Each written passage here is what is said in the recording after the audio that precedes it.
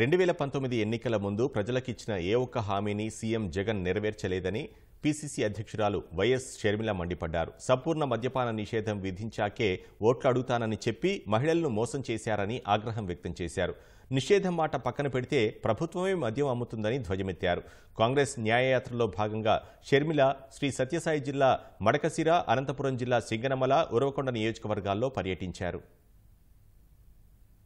వీళ్ళ రాజశేఖర రెడ్డి గారి ఆశయాలను నిలబెట్టేది.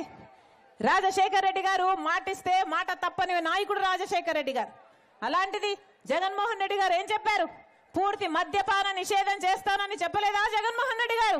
అయిందా పూర్తి మద్యపాన నిషేధం? పూర్తి మద్యపాన నిషేధం కాలేదు కదా. ఇప్పుడు సర్కారే, జగన్మోహన్ రెడ్డి గారే మద్యం అమ్ముతున్నారు కదా. వాళ్ళు అమ్మిందే కొనాలి, ఎంతకు అమ్ముతే అంతకే కొనాలి. ఇది ఎక్కడి న్యాయమని అడుగుతున్నాం. ఏమేమి అమ్ముతున్నారన్నా? పక్క రాష్ట్రాలలోగా అన్ని బ్రాండ్లు ఇక్కడ లేవట కదా. ఇక్కడ అమ్మేది వీళ్ళ సొంత బ్రాండ్లట. ఇదో లిక్కర్ మాఫియా.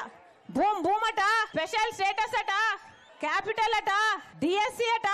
అయ్యా జగన్మోహన్ రెడ్డి గారు వాగ్దానాలన్నీ ఎక్కడ నిలబెట్టుకున్నారయ్యా అంటే అదిగో లిక్కర్ షాపులు అన్ని నిలబెట్టుకున్నారన్నట్టుగా ఉంది.